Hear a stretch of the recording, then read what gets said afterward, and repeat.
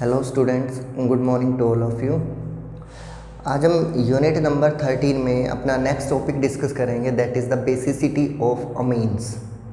इससे पहले हम पढ़ चुके method of preparations of amines, physical properties of amines and introduction to the basicity of amines. यानी इससे पहले मैंने बताया था कि amines are basic in nature, they are basic. Why they are basic? Because of the lone pair present on them. Loan pair present on them. और इनके base का भी नाम लुइस बेस रखा जाता है। जनरली इनको क्या बोला जाता है? लुइस बेस बोलते हैं। यानी ऐसे पार्टिकल जिनके पास lone pair of electron present होता है उनको जनरली क्लासीफाई किया जाता है एज लुइस बेस। बेसिसिटी के पैरामीटर्स में मैंने डिस्कस किया था base dissociation constant Kb and negative log of base dissociation constant that is Pkb। Basicity directly proportional होती है Kb के। जितनी ज़्यादा डिसोसिएशन कांस्टेंट होगा बेस का, यानी बेस कांस्टेंट Kb होगा, उतना ही ज़्यादा क्या मिलेगी? बेसिसिटी। अगर मैं किसी बड़ी क्वांटिटी का लॉग लेता हूँ और उसके आगे साइन माइनस कर देता हूँ, आंसर क्या हो जाता है? छोटा। एक न्यूमेरिकल वैल्यू है 200, इसके आगे मैंने माइनस साइन लगाया तो इसकी वैल्यू बहुत डिक्रीज हो जाती है। तो ये कहता है कि आपने Kb भी Pkb के लगा दिया। Pkb का मतलब क्या होता है? नेगेटिव लॉग ऑफ Kb, यानी Kb की वैल्यू के आगे क्या लगा दिया? Negative log. तो अब बेसिसिटी इन्वर्सली प्रोपोर्शनल हो जाएगी Pkb की। ये हम पढ़ चुके थे कि Kb के डायरेक्टली और Pkb के क्या होगी? इन्वर्सली प्रोपोर्शनल होगी आपका बेसिक करेक्टर। किसी का भी बेसिक करेक्टर इस बात के इन्वर्सली प्रोपोर्शनल होता है। एक और बात डिस्कस करी थी, a base combines with H positive ions to give conjugate acid plus OH minus ion. In the same way जैसे आपका एसिड कंबाइन करता था, किसी acid goes to the conjugate base, acid goes to the conjugate base plus में OH minus H positive ion. Acid H positive ion loss करता था और conjugate base की फॉर्मेशन करता था। बेस H पॉजिटिव आयन को गेन करता है और कॉन्जुगेट एसिड की फॉर्मेशन करता है, या बेस डोनेट करता है OH माइनस आयन वाटर की तरफ से और कॉन्जुगेट एसिड बनाता है। यानी एसिड का कॉन्जुगेट बेस होता था, बेस का कॉन्जुगेट क्या होता है? एसिड होता है। ठीक है। किसी की भी एसिडिटी इससे पहले 2 यूनिट में पढ़ा चुका हूँ, डायरेक्टली प्रोपोर्शनल होता है स्टेबिलिटी ऑफ कॉन्जुगेट बेस। यहाँ पे किसी की भी बेसिसिटी डायरेक्टली प्रोपोर्शनल होती है स्टेबिलिटी ऑफ कॉन्जुगेट एसिड। यहाँ पे basicity stability of conjugate acid पे डिपेंड करेगी, वहाँ acidity stability of conjugate base पे डिपेंड करेगी। यानी कोई बहुत बड़ा सा डिफरेंस नहीं है। जो हम पिछले यूनिट्स में पढ़ चुके हैं सेम कंसेप्ट अप्लाई होगा। जितना ज़्यादा कॉन्जुगेट बेस स्टेबल होगा उतनी ज़्यादा एसिडिटी होगी। जितना ज़्यादा कॉन्जुगेट बेस स्टेबल होगा एसिडिटी उतनी ही हाई होगी। जितना ज़्यादा आपका कॉन्जुगेट एसिड स्टेबल होगा उतनी ही ज़्यादा बेसिसिटी होगी। ये बात दिमाग में बैठा लेना अच्छे से ये बात बैठा लेना कि कॉन्जुगेट एसिड जितना ज़्यादा स्टेबल होगा बेसिसिटी उतनी हाई होगी। अगर न्यूमेरिकल वैल्यू दे रखी है, एक डिजिट दे रखी है, डिजिट की फॉर्म में पूछा जाए तो डिजिट 2 हो सकती है। Either it can be Kb, it can be Pkb। Either it can be Kb और it can be Pkb value. तो Kb के डायरेक्टली तो Pkb के अपने आप क्या हो जाएगा? इन्वर्सली, क्योंकि Pkb में माइनस लॉग लिया जाता है। ठीक है। So basicity first thing directly proportional to the stability of the conjugate acid. फिर ये कहता है कि बेस हमेशा H पॉजिटिव आयन को गेन करता है, और H पॉजिटिव मीन्स पार्टिकल पे पॉजिटिव चार्ज है। पॉजिटिव चार्ज को अट्रैक्ट करने वाले ग्रुप पे चार्ज होना चाहिए नेगेटिव, और नेगेटिव चार्ज होता है इलेक्ट्रॉन्स में। जो पार्टिकल H पॉजिटिव को अट्रैक्ट करेगा, अपने अंदर ऐड करेगा, उसके ऊपर खुद पे चार्ज होना चाहिए नेगेटिव, मतलब उसके पास इलेक्ट्रॉन्स की क्या होनी चाहिए? एक्सेस। तो सेकंड पॉइंट जिस पे बेसिसिटी डिपेंड करेगी, basicity is directly proportional to the availability of lone pair. जितना लोन पेयर ऑफ इलेक्ट्रॉन्स ज़्यादा होंगे उतनी ही ज़्यादा बेसिसिटी होगी। Amines are basic, they are Lewis base because of the lone pair present on them. This is the general formula of amines RnH2 and this RnH2 have lone pair of electron. ये lone pair जितना ज़्यादा available होगा basicity उतनी ही क्या मिलेगी, high मिलेगी। जितना ज़्यादा ये लोन पेयर अवेलेबल होगा उतनी ही ज़्यादा क्या मिलेगी आपकी बेसिसिटी। आई थिंक ये बातें सबको समझ में आ गई कि अमीन्स बेस होते हैं। बेस होने का रीज़न बताओ जी। बेस होने का रीज़न उनका लोन पेयर है। जितना ज़्यादा अवेलेबल होगा लोन पेयर बेसिसिटी उतनी ही ज़्यादा। अगर उस बेस से बनने वाला प्रोडक्ट स्टेबल है तो अच्छा बेस है। बेस से बनने वाला प्रोडक्ट अच्छा नहीं है, स्टेबल नहीं है, बेस अच्छा नहीं होगा। यानी कॉन्जुगेट एसिड अगर स्टेबल है तो अच्छा बेस है, स्ट्रॉन्ग बेस है। कॉन्जुगेट एसिड स्टेबल नहीं है तो वीक बेस है। ओके, दोनों बातें क्लियर हैं कि जितना ज़्यादा लोन पेयर अवेलेबल होगा उतनी ज़्यादा बेसिसिटी होगी। Basicity directly to the availability of lone pair, basicity directly proportional to the stability of the conjugate acid.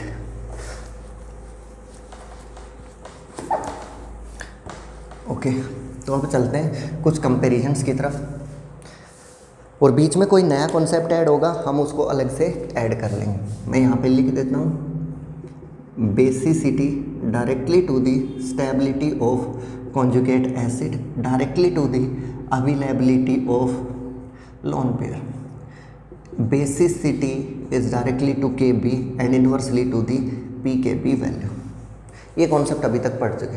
Comparison between 1 degree 2 degree and 3 degree amines, और यहाँ स्पेसिफिकली लिखा गया है इन गैसियस स्टेट और non aqueous medium.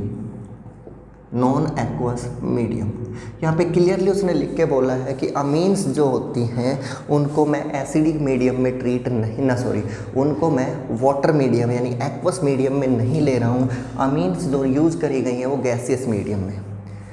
Basicity of amines in gaseous phase और gaseous medium और non aqueous medium gaseous state में है, यानी कोई वाटर मॉलिक्यूल उनके आसपास में नहीं है। रोल तुम्हें पता चल जाएगा जब हम पढ़ेंगे कि यहाँ वाटर होगा तो क्या हो सकता है।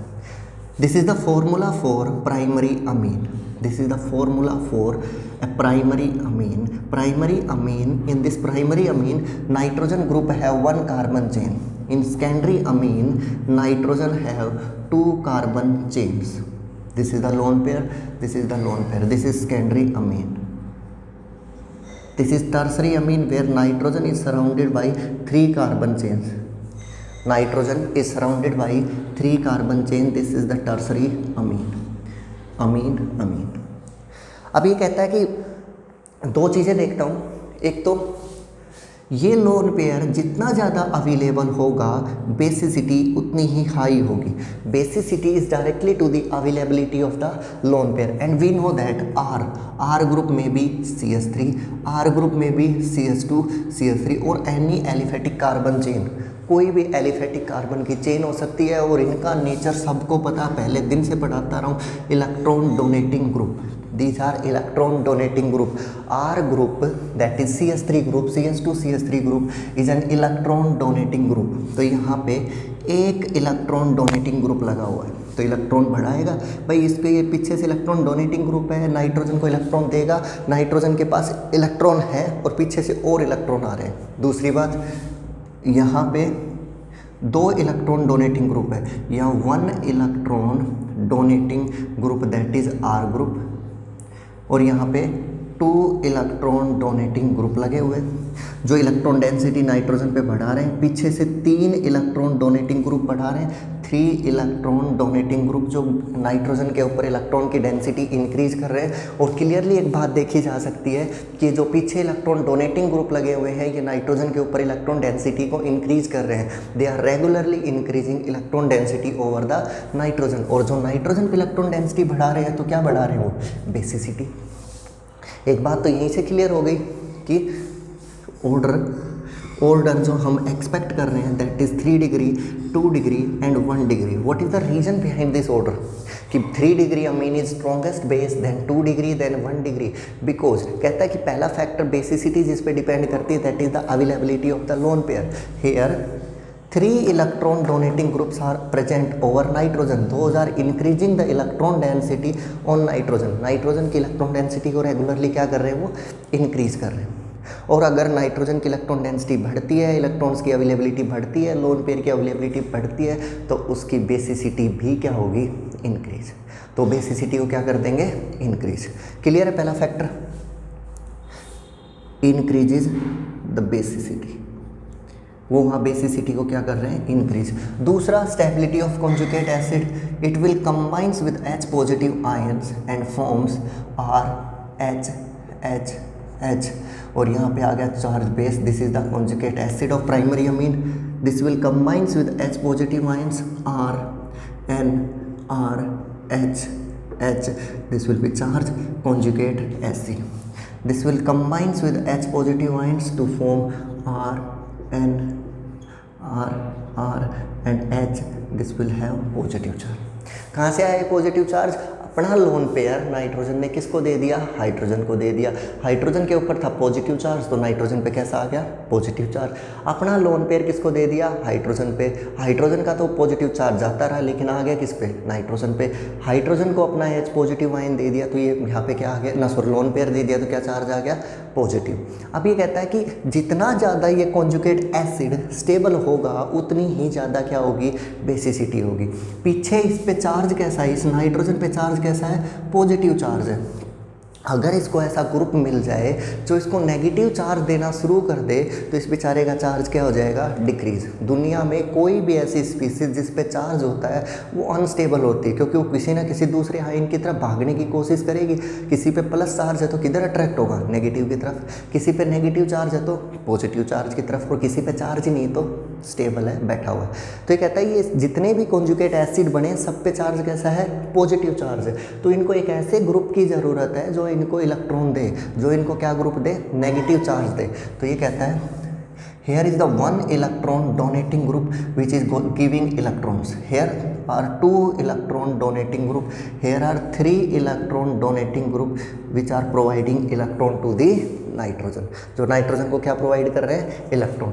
तो यहाँ पे 3 electron donating group will decreases positive charge of nitrogen in conjugate acid, implies stability क्या हो गई, इंक्रीज. स्टेबिलिटी क्या हो गई, इंक्रीज. और अगर स्टेबिलिटी बढ़ गई तो बेसिसिटी भी क्या हो गई, इंक्रीज. तो सबसे ज़्यादा बेसिक कौन होगा, 3 degree, then 2 degree, then 1 degree. एक बार फिर से सुन लो. H पॉजिटिव आयन को गेन करने के बाद वो लुईस एसिड की फॉर्मेशन करेंगे. वो यहाँ पे किसकी फॉर्मेशन करेंगे ना, sorry, these are the Lewis base. They will combines with H positive ion, they will form conjugate acid. Lewis base lone pair के थ्रू H पॉजिटिव से जुड़ेगा, कॉन्जुगेट एसिड बनाएगा. Lewis base combines with H positive ion to form conjugate acid. और जब conjugate acid बन जाएगा तो वो कितना स्टेबल है उस पर डिपेंड करेगी बेसिसिटी. इस पे पॉजिटिव चार्ज है, पीछे से इलेक्ट्रॉन देने वाला एक ग्रुप है, थोड़ा सा पॉजिटिव चार्ज डिक्रीज होगा. यहाँ पे 2 इलेक्ट्रॉन डोनेटिंग ग्रुप हैं जो इसके पॉजिटिव चार्ज को डिक्रीज करेंगे, स्टेबिलिटी को क्या कर देंगे, इंक्रीज. या 3 इलेक्ट्रॉन डोनेटिंग ग्रुप हैं जो इसके पॉजिटिव चार्ज को डिक्रीज करेंगे, और डिक्रीज इन पॉजिटिव चार्ज सबसे ज़्यादा होगा. सो ये पार्टिकल लगभग न्यूट्रल की तरफ चला जाएगा और स्टेबल हो जाएगा. So stability increases, basicity increases. Paper में आता है explain the order of basicity of CH3NH2, CH3NH, CH3, CH3N, CH3, explain the order of basicity in gases medium. तो लिखोगे third particle is 3 degree, second is 2 degree and first is 1 degree. And the basicity character is 3 to 1 because there are 2 reasons. First, the conjugate acid of the 3 degree will be most stable, and the number of electron donating group present on the 3 degree is 3. So 3 degree will have maximum basicity. 2 reason है. 3 degree के अंदर सबसे ज़्यादा number of electron donating group है. 3 degree के अंदर conjugate acid सबसे ज़्यादा स्टेबल है. स्टेबिलिटी देखना मैंने बता दिया. पॉजिटिव चार्ज है तो इसका ऐसा ग्रुप चाहिए जो इसको इलेक्ट्रॉन दे सके. इलेक्ट्रॉन दे सके तो बेसिसिटी को क्या कर देगा, इंक्रीज. ओके, तो 3 2 1 this is the order. 3 to 1। और एक और नई चीज़ सीख के हम आगे कि किसी की भी बेसिसिटी जो होती है वो डायरेक्टली प्रोपोर्शनल होती है इलेक्ट्रॉन डोनेटिंग ग्रुप, तो ऑब्वियस सी बात है इन्वर्सली प्रोपोर्शनल हो जाएगी इलेक्ट्रॉन विड्रॉइंग ग्रुप। वो हम चेक कर लेंगे इलेक्ट्रॉन डोनेटिंग ग्रुप कौन से होते हैं, इलेक्ट्रॉन विड्रॉइंग ग्रुप कौन से होते हैं। इलेक्ट्रॉन डोनेटिंग ग्रुप के डायरेक्टली इलेक्ट्रॉन विड्रॉइंग ग्रुप के क्या हो जाएगी, इन्वर्सली रिलेटेड, है ना। इलेक्ट्रॉन डोनेटिंग ग्रुप कौन कौन से इलेक्ट्रॉन डोनेटिंग ग्रुप होते हैं, इलेक्ट्रॉन डोनेटिंग ग्रुप्स की कैटेगरी में CH3 आता है हाइपर कॉन्जुगेशन के थ्रू, OCH3 आता है, या फिर आपका NH2 खुद ग्रुप आता है। इलेक्ट्रॉन विड्रॉइंग ग्रुप की कैटेगरी में आता है भाई आपका क्लोरीन, NO2 साइनाइड यानी हैलोजन्स। ये ग्रुप आपके क्या आते हैं, इलेक्ट्रॉन विड्रॉइंग की कैटेगरी में आते हैं। इलेक्ट्रॉन डोनेटिंग जो अपने इलेक्ट्रॉन्स डोनेट करें, सबसे famous electron donating group R होता है, सबसे famous electron withdrawing group NO2 होता है ना। अब लिखोगे comparison of basicity of 1 degree 2 degree and 3 degree in aqueous medium, in aqueous medium. और किसी को एक्वस नहीं पता तो बता दूं वहाँ पे क्या प्रेजेंट होगा, H2O। और जैसे ही H2O आएगा solubility of amines in water का केस आ जाएगा, और वाटर के साथ अमीन्स क्या बना सकती हैं, intermolecular hydrogen bonding. With water amines can form intermolecular hydrogen bonding. ध्यान आ जाना चाहिए, जबकि जब जैसे मैंने सोल्यूबिलिटी पढ़ाई तो उसमें लिखा था अमीन्स और वाटर के बीच में क्या होगा, इंटरमोलिकुलर हाइड्रोजन बॉन्डिंग। तो जैसे वाटर मीडियम आया यहाँ पे इंटरमोलिकुलर हाइड्रोजन बॉन्डिंग जरूर अफेक्ट करेगी। क्लियर है। तो देखो भाई, this is the primary amine RNH2, this is the secondary amine RNH, this is the tertiary amine R and lone pair, this is the tertiary amine. और एक simple सा point जो बेसिसिटी के लिए होता है कि इलेक्ट्रॉन डोनेटिंग ग्रुप जितने ज़्यादा प्रेजेंट होंगे उतनी ही ज़्यादा बेसिसिटी मिलेगी। So 3 degree is most basic then secondary then primary according to the nature of electron donating group 3 degree is most basic then secondary then primary। तो फर्स्ट ऑर्डर आ गया यहाँ पे क्या आपका 3 degree 2 degree 1 degree, this is the expected order according to the nature of electron donating group. But when the medium is aqueous, there are 2 factors which governs the stability, nature of number of electron donating group plus intermolecular hydrogen bonding। इस पे ध्यान देना भाई, नया concept आया है। ये कहता है कि एक्वस मीडियम जब आपको दे दिया जाता है उस टाइम पे किसी की भी बेसिसिटी अकेले इलेक्ट्रॉन डोनेटिंग ग्रुप्स पे डिपेंड नहीं करती। बेसिसिटी इलेक्ट्रॉन डोनेटिंग ग्रुप्स के साथ साथ इस बात पे भी डिपेंड करती है कि आपका इंटरमोलिकुलर हाइड्रोजन बॉन्डिंग कितनी बन पाती है। This particle will combines with H positive ion gives a conjugate acid which is RNH H and H। 2 hydrogen पहले थे, एक हाइड्रोजन और अटैच हो गए इसके साथ। इसी तरीके से secondary amine will combines with H positive ion and it will forms RNH H। एक H पहले था, एक H और आ गया, this will form conjugate acid. In the final H positive will combines with to give a conjugate acid R और H। तो electron donating group तो कहता है 3 to 1 होना चाहिए। इलेक्ट्रॉन डोनेटिंग ग्रुप तो क्या कहता है 3 to 1 होना चाहिए। अब देखते हैं इंटरमोलिकुलर हाइड्रोजन बॉन्डिंग क्या होगी। This hydrogen can form intermolecular hydrogen bonding with water. H2O के साथ क्या कर सकता है, इंटरमोलिकुलर हाइड्रोजन बॉन्डिंग। ये कहता है कि मैं भी बना सकता हूँ इंटरमोलिकुलर हाइड्रोजन बॉन्डिंग, और ये भी क्या कहता है, मैं भी बना सकता हूँ। तो कितनी इंटरमोलिकुलर हाइड्रोजन बॉन्डिंग होगी, 3। प्राइमरी अमीन में कितने नंबर ऑफ हाइड्रोजन बॉन्डिंग होगी, 3 intermolecular hydrogen bonding, 3 intermolecular hydrogen bonding. और वो स्टेबल बना रही है इसको, भाई इसको सहारा मिल रहा है। आपने यही तो कहा था कॉन्जुगेट बेस जितना ज़्यादा स्टेबल उतनी ज़्यादा बेसिसिटी। अब इसको हाइड्रोजन बॉन्डिंग क्या दे रही है, सहारा दे रही है, पकड़ के खड़ा कर रही है। तो जितना ज़्यादा उसको सहारा मिलेगा वो उतना ही ज़्यादा क्या होगा, स्टेबल। यहाँ इंटरमोलिकुलर हाइड्रोजन बॉन्डिंग के लिए कितने हाइड्रोजन अवेलेबल है, 2। या कितने हाइड्रोजन बॉन्डिंग अवेलेबल है, 2 इंटरमोलिकुलर हाइड्रोजन बॉन्डिंग, या कितने number of intermolecular hydrogen bonding है। तो यहाँ पे एक ही एटम ऐसा अवेलेबल है, हाइड्रोजन अवेलेबल है जो क्या कर सकता है, intermolecular hydrogen bonding. One intermolecular hydrogen bonding, one intermolecular hydrogen bonding. समझ में आ रही है सबको ये बात कि भाई जब मीडियम एक्वस आ जाए तो वहाँ पे intermolecular hydrogen bonding back stability में रोल प्ले करती है। प्राइमरी अमीन में इंटरमोलिकुलर हाइड्रोजन बॉन्डिंग के अकॉर्डिंग सबसे ज़्यादा प्राइमरी में, देन सेकेंडरी में, then tertiary. This is according to the hydrogen bonding. इस पॉइंट पे ध्यान दो, जो ये 2 पॉइंट मैंने लिखे हैं कि भाई इलेक्ट्रॉन डोनेटिंग ग्रुप कहता है मेरे पास तो एक इलेक्ट्रॉन डोनेटिंग, ये कहता है मेरे पास 2, और ये कहता है मेरे पास देखो 3 इलेक्ट्रॉन डोनेटिंग ग्रुप है। प्राइमरी अमीन कहता है मेरे पास तो 1 इलेक्ट्रॉन डोनेटिंग ग्रुप है, टर्सरी कहता है मेरे पास 3 इलेक्ट्रॉन डोनेटिंग ग्रुप है। तो बेसिसिटी तो टर्सरी की सबसे ज़्यादा होगी, लेकिन कॉन्जुगेट बेस की स्टेबिलिटी ना एसिड की स्टेबिलिटी भी डिसाइड करती है किसको, बेसिसिटी को। अब जितना ज़्यादा कॉन्जुगेट एसिड स्टेबल वो कहता है उतना ही ज़्यादा बेसिक। अब मीडियम दे दिया एक्वस मीडियम में तो हाइड्रोजन बॉन्डिंग होगी, वाटर हाइड्रोजन बॉन्डिंग ज़रूर करेगा। तो यहाँ हाइड्रोजन बॉन्डिंग कितनी हो सकती है, 1, ये हाइड्रोजन तो छुपा पड़ा है बीच में, फिर यहाँ पे कितनी 2, यहाँ पे कितनी 3। तो इंटरमोलिकुलर हाइड्रोजन बॉन्डिंग के अकॉर्डिंग 3 डिग्री सबसे ज़्यादा बेसिक, और इलेक्ट्रॉन डोनेटिंग ग्रुप्स के अकॉर्डिंग कौन सा 3 डिग्री, इलेक्ट्रॉन डोनेटिंग ग्रुप के अकॉर्डिंग 3 डिग्री, हाइड्रोजन बॉन्डिंग के अकॉर्डिंग कौन 1 डिग्री, है ना। एक कहता है मैं ज़्यादा, एक कहता है मैं ज़्यादा, बीच में देखो। What about the secondary amines, what about the secondary amines.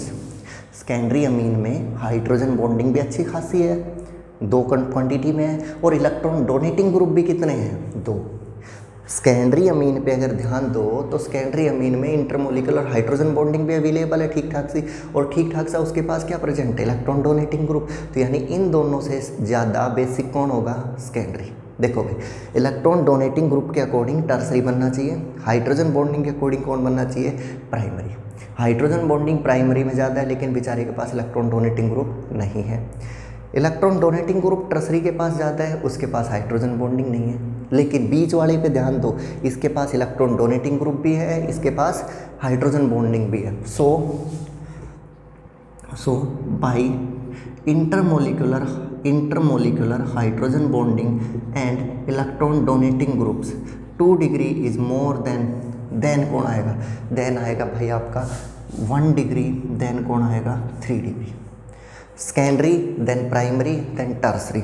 Tertiary पीछे चला जाता है, सेकेंडरी, ठीक है, सेकेंडरी अमीन्स, ठीक है, सेकेंडरी अमीन्स सबसे आगे रहेगा, फिर 1 डिग्री, फिर आपका टर्सरी।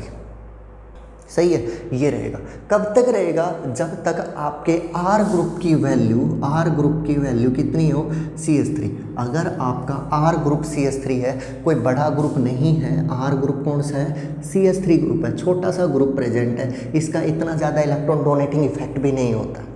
अगर एक कार्बन की चेन है, वो इतना बड़ा इलेक्ट्रॉन डोनेटिंग इफेक्ट दिखाता ही नहीं है। जब इलेक्ट्रॉन डोनेटिंग इफेक्ट इतना ज़्यादा नहीं है तो आप छोड़ो, फिर टर्सरी के चक्कर में क्यों पड़ रहे हो। If R have more than 1 carbon, R have more than 1 carbon, अगर मोर देन 1 कार्बन है तो सेकेंडरी तो एज इट इज़, इसको मत छेड़ो।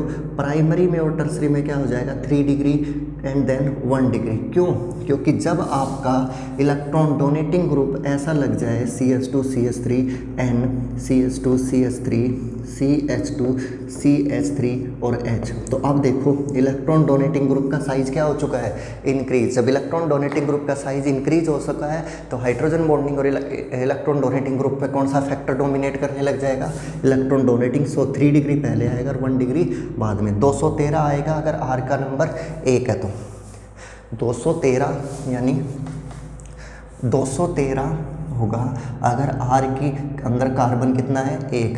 231 आएगा अगर R के अंदर कार्बन की संख्या 1 से जाता है। R के अंदर कार्बन की संख्या मोर देन कितनी है, 1 है। आई थिंक ये बात सबको समझ में आई होगी। सबसे ज़्यादा इम्पोर्टेंट चीज़ है ये, सबसे ज़्यादा इम्पोर्टेंट चीज़ होती है। मैं फिर से एक बार रिवाइव कर देता हूँ थोड़ा सा। बेसिसिटी डिपेंड करती है अवेलेबिलिटी ऑफ लोन पेयर या इलेक्ट्रॉन डोनेटिंग ग्रुप के डायरेक्टली। तो यहाँ पे टर्सरी सबसे ज़्यादा, फिर secondary, then primary according to the nature of electron donating group. But ये कहता है कि अगर आपका कॉन्जुगेट एसिड स्टेबलाइज हो जाए किसी तरीके से तो आपकी स्टेबिलिटी तो इंक्रीज हो जाएगी। ये कहता है कि हाइड्रोजन बॉन्डिंग एक्वस मीडियम में स्टेबलाइज करती है और सबसे ज़्यादा 1 में होती है, फिर 2 में होती है, फिर 3 डिग्री में होती है। कौन सा? इंटरमोलिकुलर हाइड्रोजन बॉन्डिंग, है ना। और बात रही इसकी सेकेंडरी की, इसमें हाइड्रोजन बॉन्डिंग भी ठीक ठाक सी है और इसमें इलेक्ट्रॉन डोनेटिंग ग्रुप भी सही है, तो 2 डिग्री सबसे ज़्यादा। बात रही अब 1 डिग्री को रखूँ या 3 डिग्री को। अगर इलेक्ट्रॉन डोनेटिंग ग्रुप बड़ा सा है तो रखोगे किसको?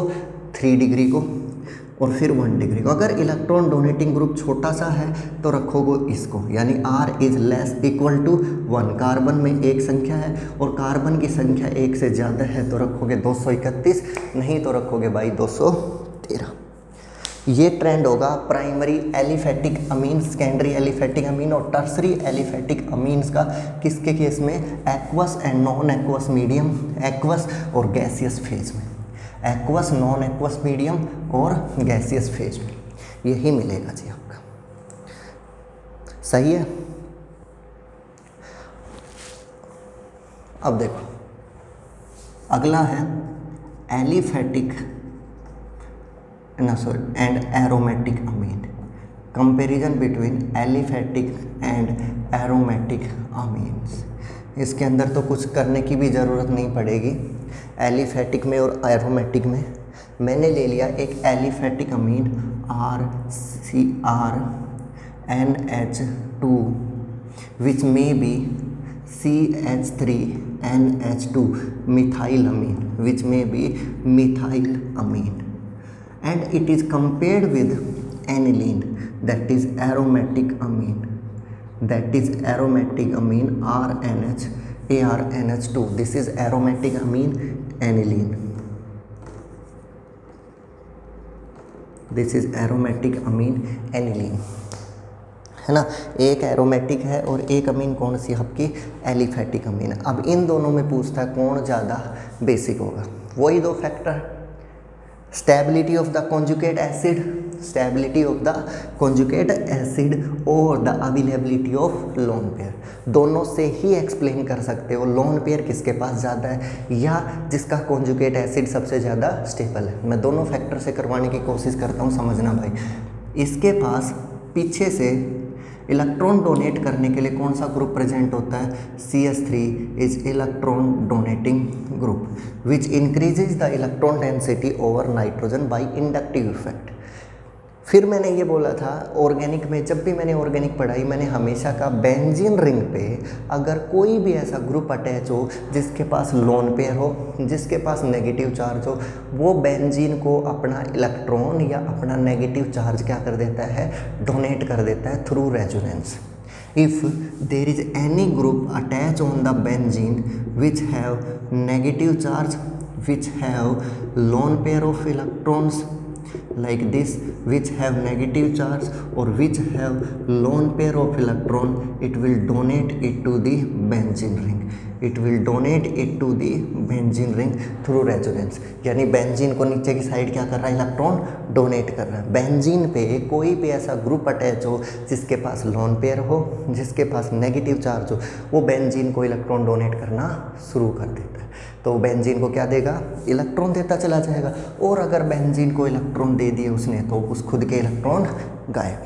तो यहाँ देखो एनिलीन के केस में लोन पेयर है, बेंजीन से जुड़ा है, यस, तो इलेक्ट्रॉन डोनेट करेगा बेंजीन को। तो ये आ गया इधर, गया इधर। रेजोनेंस बनाना सिखाया था एक बार। नेगेटिव लोन पेयर आया या नेगेटिव चार्ज आया और वो बॉन्ड में बदल गया NH2, लोन पेयर आ गया तो चार्ज कैसा? पॉजिटिव। ये डबल बॉन्ड होगा, ये कार्बन पे आ जाएगा। डबल बॉन्ड किधर आ जाएगा? कार्बन पे, और चार्ज कैसा बन जाएगा? नेगेटिव। कौन सी पोजीशन पे नेगेटिव है? ऑर्थो पे कैसा चार्ज आ गया? नेगेटिव। सब्स्टिट्यूएंट के बाद पहले कार्बन का नाम क्या रखा जाता है? ऑर्थो। इसके बाद कहता है ये नेगेटिव चार्ज नीचे की साइड आएगा, अगले पे बॉन्ड बनेगा, बॉन्ड चला जाएगा नेगेटिव चार्ज के फॉर्म में। बॉन्ड किस फॉर्म में चला जाएगा, नेगेटिव में। नेगेटिव क्या बन गया, डबल बॉन्ड, और ऊपर क्या बन गया, NH2 पॉजिटिव। अगले स्टेप में क्या होगा, ये नेगेटिव चार्ज यहाँ बॉन्ड बन जाएगा, बॉन्ड इस कार्बन पे क्या बन जाएगा, नेगेटिव चार्ज। इस तरीके से आपका क्या स्टार्ट हो जाएगा, resonance, double bond NH2 positive. Next time फिर से क्या होगा, नेगेटिव चार्ज आएगा और डबल बॉन्ड बनाएगा, डबल बॉन्ड टूट के किधर चला जाएगा, नेगेटिव चार्ज के फॉर्म में। नेगेटिव चार्ज पॉजिटिव चार्ज को क्या कर देगा, बैलेंस, वापस NH2 बन जाएगा। This is called resonance. ये पैरा पोजीशन पे नेगेटिव आ गया, यहाँ फिर से ऑर्थो पोजीशन पे कैसा चार्ज आ गया, नेगेटिव।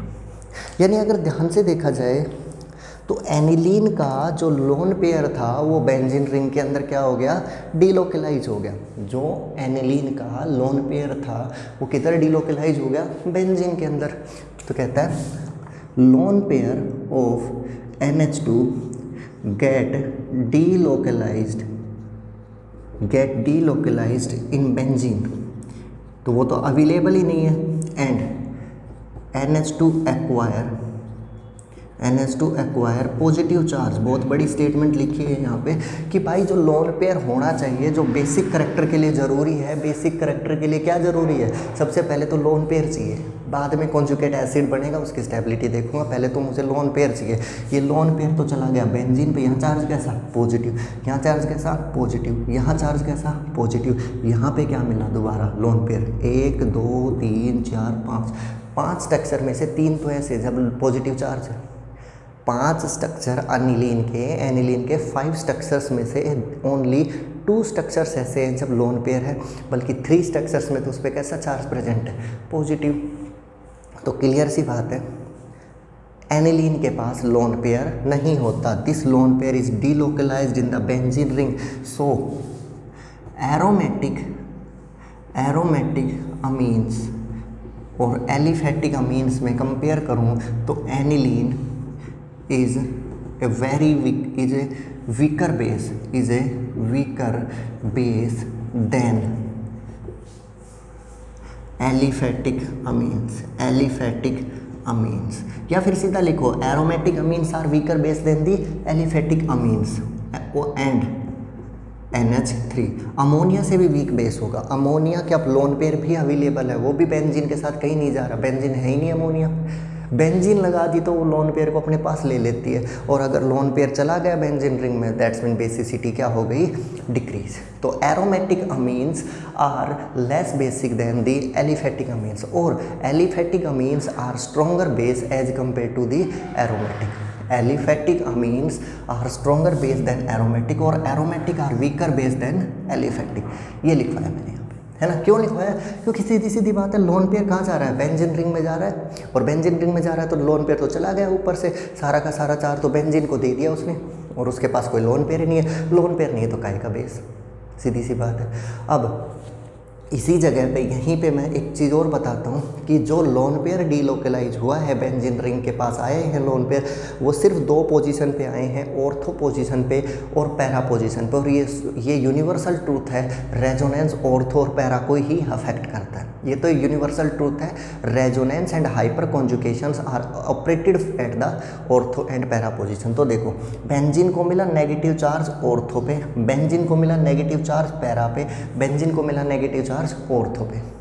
तो अगर एनिलीन की रिएक्शन मैं किसी भी पॉजिटिव चार्ज पार्टिकल के साथ करवाऊंगा तो सिर्फ कौन सी पोजीशन पे आना प्रीफर करेगा, ऑर्थो एंड पैरा पे। ये स्टेटमेंट मैं दोबारा रिपीट करूंगा जब रिएक्शन ऑफ एनिलीन्स आएंगी कि aniline gives nucleophilic substitution reactions at ortho and para, है ना। ऑर्थो और पैरा, सॉरी न्यूक्लियोफिलिक नहीं भाई, इलेक्ट्रोफाइल आएगा यहाँ पे, इलेक्ट्रॉन्स को अट्रैक्ट करने वाला ग्रुप। ऐसा ग्रुप जिस पे पॉजिटिव चार्ज होगा वो जब इस एनिलीन के साथ रिएक्शन करने आएगा तो वो ऑर्थो और पैरा पे ही आएगा, क्योंकि नेगेटिव चार्ज चाहिए इसको, और नेगेटिव चार्ज कहाँ मिलेगा, ऑर्थो पे और पैरा पे। एनिलीन के साथ अगर कोई इलेक्ट्रोफाइल रिएक्ट करने आएगा तो वो या तो ऑर्थो पे आएगा या पैरा पे आएगा या ऑर्थो पोजिशन पे, क्योंकि यहीं पर नेगेटिव चार्ज है। So aniline is an ortho para directing group. Aniline is an ortho para directing group. Aniline is an ortho para directing group. Why? Because the delocalization of electron gives negative charge to ortho and para position. I think ये सबको समझ में आया होगा। अभी तक मैंने सिर्फ प्राइमरी, सेकेंडरी और टर्सरी अमीन्स के बारे में बात करी थी, एक्वस मीडियम में और गैसियस फेज में। गैसियस फेज में कोई सीधा सा कॉन्सेप्ट था, इलेक्ट्रॉन डोनेटिंग ग्रुप जितने ज़्यादा उतनी ज़्यादा स्टेबिलिटी, उतना ही ज़्यादा इलेक्ट्रॉन अवेलेबिलिटी, सो बेसिसिटी ज़्यादा 3 to 1। उसके बाद एक्वस मीडियम में अवेलेबिलिटी और स्टेबिलिटी के अलावा मुझे हाइड्रोजन बॉन्डिंग भी देखनी होती है। जितना ज़्यादा हाइड्रोजन बॉन्डिंग उतनी ज़्यादा कॉन्जुगेट एसिड की स्टेबिलिटी। सो 3 सबसे ज़्यादा 2 के बाद 3 के बाद 1। अगर R group more than 1 carbon number ही 1 है आर ग्रुप में, then 2 degree 1 degree 3 degree. Okay, aromatic amines are less basic than the aliphatic amines. Comparison एक क्वेश्चन है, which is more basic, aniline out of aniline और methyl phenyl amine, which is more basic, methyl phenyl amine और aniline, methyl phenyl amine, phenyl methanamine, phenyl methane amine. Phenyl is A substituent, methane amine, phenyl methane amine, which is more basic. Question NCERT का है, aniline में और phenyl methane अमीन कौन ज़्यादा basic होगा। तीसरा ये भी ऐड कर लो, CH3, चलो इसको बाद में ऐड कर लेना, बाकी ये सबसे कम हो जाएगा ना, ये इससे कम मिलेगा।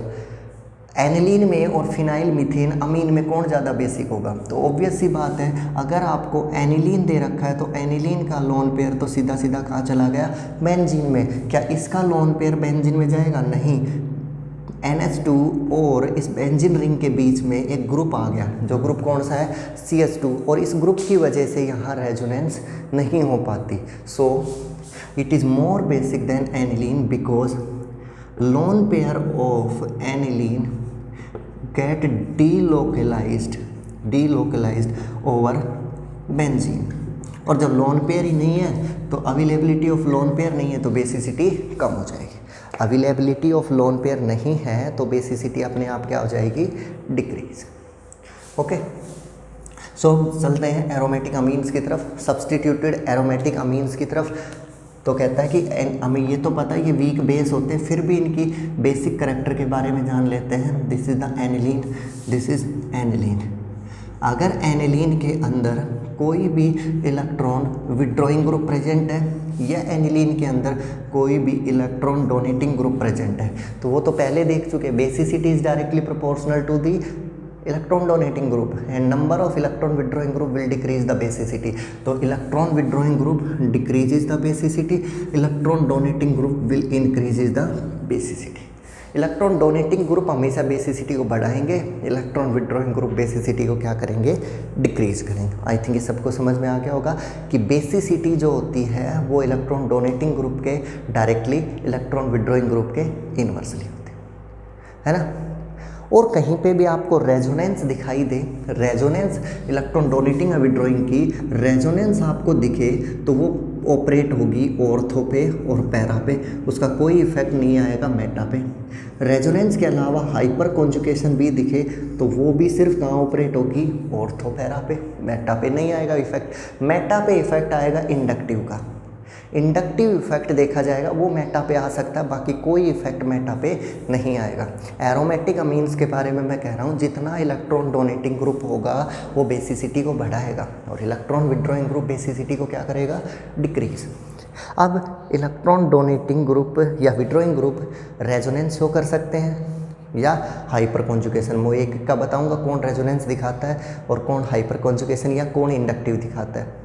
इंडक्टिव हुआ तो मेटा पे आ सकता है, अदरवाइज रेजोनेंस और हाइपर कॉन्जुगेशन से मेटा पोजीशन कभी भी अफेक्ट नहीं होगी। और ये बात एसिडिटी बेसिसिटी दोनों में ही वैलिड होती है, इसको अच्छे से याद कर लो। Hyper conjugation and resonance effects are observed on the ortho and para position. The meta position is not affected by these effects. These effects does not affect meta position. सबको क्लियर है ये बात? Last and final, ortho effect. Ortho effect, this is the combined steric and electronic effect. Ortho effect का दूसरा नाम होता है combined steric and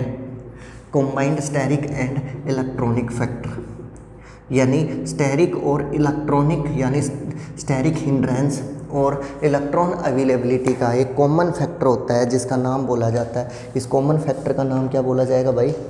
ortho effect. ये ऑर्थो इफेक्ट बेसिसिटी में भी पढ़ा था, ऑर्थो इफेक्ट अब एसिडिटी में भी पढ़ा था, और अब किस में आ गया? बेसिसिटी में। ऑर्थो इफेक्ट एसिडिटी में पढ़ाया था, और मैंने बोला था अगर बेंजीन रिंग के अंदर, ये किस में पढ़ाया था? एसिडिटी ऑफ कार्बोक्सिलिक एसिड, और उसमें कहा था अगर किसी की भी ऑर्थो पोजिशन पे कोई भी सब्स्टिट्यूएंट लगा लो, एसिडिटी कभी अफेक्ट नहीं होगी। Ortho substituted benzoic acids are more acidic than another groups.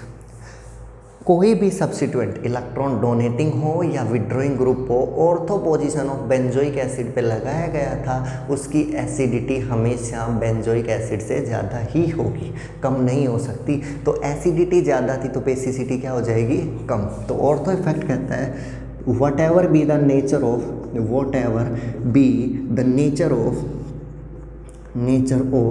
substituent, whatever be the nature of substituent at ortho position of aniline,